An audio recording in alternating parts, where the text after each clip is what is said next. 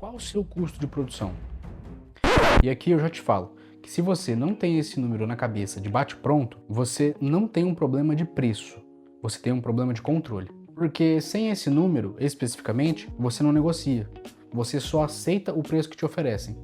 E aceitar um preço no escuro pode custar mais caro do que você imagina. E isso pode aparecer só quando for muito tarde para mudar sua decisão. Depois da vinheta, eu vou te explicar um pouquinho melhor. E sim, a gente sempre tem que pedir para rodar a vinheta, só que nós sempre esquecemos, tanto eu quanto o Diogo. E o editor tem que ficar procurando qual é o melhor momento para colocar ela na edição. Então, roda a vinheta. Trazendo essa explicação especificamente para o caso da pecuária de corte, a gente fala que o saber o custo de produção da sua arroba é o mínimo que você tem que saber, é o mínimo do mínimo. Tem que estar na ponta da língua quando te perguntarem isso. O produtor ele vai olhar o preço de venda da arroba e aí ele vai comparar com o preço que ele pagou no insumo nutricional que ele deu pro gado. E só nessa continha de mais e menos, ele conclui que ele já está tendo resultado. Só que o buraco é muito mais embaixo, porque o insumo ele é um custo, mas ele é só parte desse custo. Tudo que a gente vai chamar de custo aqui é tudo que saiu do caixa e tudo que saiu do caixa para produzir aquela quantidade de arroba. Então, na fazenda tem o vaqueiro que faz o manejo do gado, tem o insumo nutricional propriamente dito, tem os seus tratores que você usa para levar o trato, para fazer a roçada, para fazer todo o manejo do capim, tem o serviço veterinário, tem os remédios que você tem que comprar para sanidade, tem a consultoria que você chama de fora para ajudar na qualidade sanitária do gado, tem imposto, enfim, você entendeu que são diversos os custos que fazem parte desse custo de produção. E aí, quando você soma todos esses custos, que eles são relevantes para você produzir a sua arroba, aí a conta é totalmente diferente do que você imaginava, de quando você pega a sua venda por arroba e só subtrai do que você comprou de insumo, porque são muitas outras coisas que você estava deixando de lado. E aqui vamos entrar na parte mais técnica. Então, tudo que o mercado chama de custo, a gente vai chamar de desembolso. Ué, Rafael, mas o que é o desembolso? Então, é tudo que saiu do caixa. Vamos dizer que ele é o bolo, ele é o todo. E esse desembolso ele vai estar dividido em custeio e investimento. Então, desembolso, custeio e investimento. Então, duas coisas dentro do todo. Então, primeiramente, não são três coisas. Uma coisa dividida em duas. Beleza? Falando melhor, explicando agora o contexto do custeio. O custeio é bem dizer tudo que mantém o sistema produtivo rodando. Então, o que se consome dentro da safra e mais ou menos o que dura menos de 12 meses. Então, sal mineral, vacina para o gado, salário do vaqueiro, combustível para os tratores. Enfim, basicamente o que você gastou e conseguiu converter isso em unidade produtiva. Nesse caso, arroba. Já o investimento é tudo que fica, o que vai entrar no seu patrimônio e vai ficar mais de 12 meses. Um curral anti-estresse que você faz, uma cerca nova, um barracão para guardar insumo de forma mais apropriada. Então é o que você gasta uma vez e vai durar mais do que um ano, ou pelo menos devia durar. E agora tem uma pegadinha para a gente ter certeza que entendeu a divisão de custeio e investimento. Então, sobre o pasto. A reforma de uma pastagem, ela entra como custeio ou investimento? Se você respondeu investimento, você está errado, porque a reforma ela é um custeio, porque o pasto já está lá. Você está reformando porque um dia ele já teve melhor e você quer voltar essa capacidade produtiva dele. Agora, quando a gente fala em abrir uma área nova de pastagem, aí sim é um investimento, porque você não tem estrutura nenhuma ali e ali você vai ter que levar cerca, vai ter que comprar a semente, vai ter que gradear, vai ter que adubar, vai ter que fazer a correção de solo.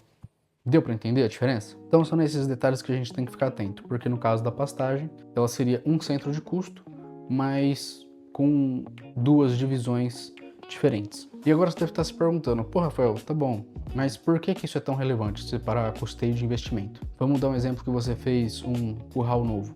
Se você joga esse custo dentro da sua produção de arroba, ele explode, só que só nesse ano. porque não foi uma coisa que foi duradoura. E aí, quando você vai analisar a operação sem essa divisão de custeio e investimento, você acha que naquele ano você teve um resultado muito pior do que realmente teve. Então, por isso que a gente bate tanto na tecla que essa divisão é muito importante. Nessa mistura, onde você acha que você teve uma operação cara, na verdade não. Então, basicamente, o custeio, quando a gente analisa, ele diz se a sua operação está saudável. E já o investimento, ele te diz o que você está construindo para o futuro. Então, beleza, você entendeu que se você separou os dois, você consegue enxergar o seu custo real. Você tendo esse custo, que a gente já falou que vai chamar de desembolso, que é o nome técnico, a gente tendo esse desembolso por arroba, você consegue calcular uma coisa muito importante, que é a margem. Inclusive, a gente até já tem vídeo disso. Vou deixar aqui em algum lugar da tela para você ver depois. Vou dar uma pincelada. Então, a margem vai ser o valor de venda por arroba menos o desembolso por arroba. Um exemplo prático, vamos lá. Vamos dizer que você consegue vender arroba a R$300. Só que o seu desembolso é de R$260. Logo, sobraram R$40 por arroba. Se a gente converter isso em percentual, vai dar uma margem de 13%. Ela pode até parecer pouco, mas aí você vai pegar esses R$40 por arroba e vai multiplicar pela quantidade de arroba que você produz por hectare. E aí o resultado disso, o quando cada hectare da sua fazenda realmente gera. E o resultado é exatamente esse, reais por hectare.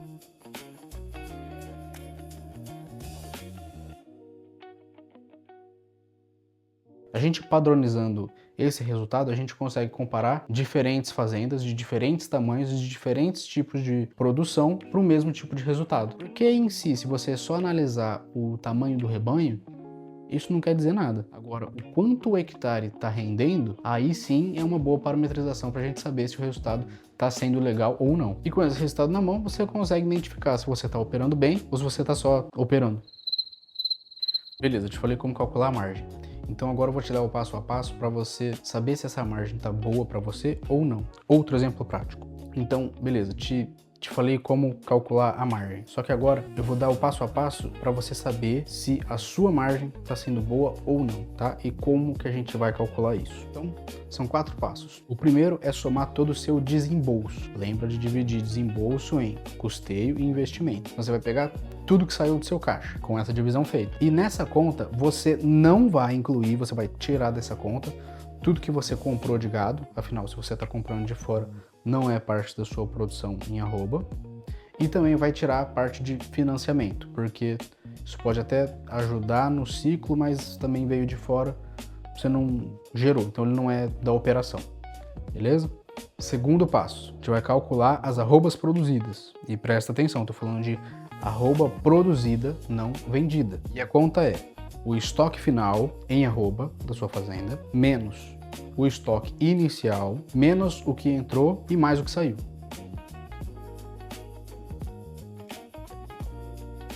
Parece invertido, mas faz sentido no final, relaxa. Porque é o seguinte, o que saiu, de fato, foi da sua produção. E o que entrou, é igual eu falei, você só comprou, você não produziu.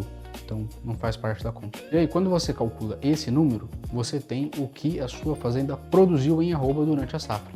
E com isso na mão, a gente consegue ir para o terceiro passo, que é dividir o desembolso total pela quantidade de arroba produzida. E aí, com esse resultado, a gente tem o desembolso por arroba. E sabendo desse desembolso por arroba, a gente pode ir para o quarto passo e último, que é a margem, igual eu já tinha falado, que é comparar o seu preço médio de venda.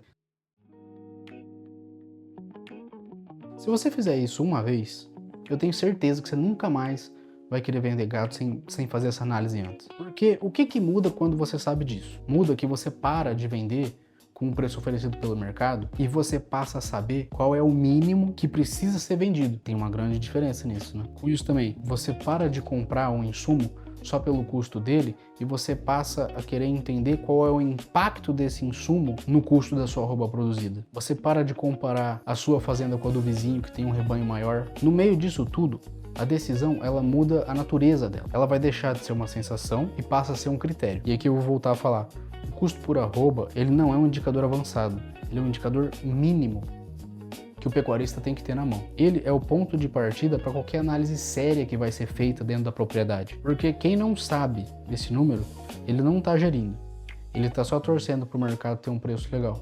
E a gente já sabe que só torcer não é gestão. E é isso aí. Com isso, a gente chega no final do nosso vídeo de hoje. E o que eu tenho para te pedir é para você se inscrever no nosso canal, dar um like se você gostou do vídeo. Se você gostou muito do vídeo, compartilha com algum amigo ou amigos. E é isso aí.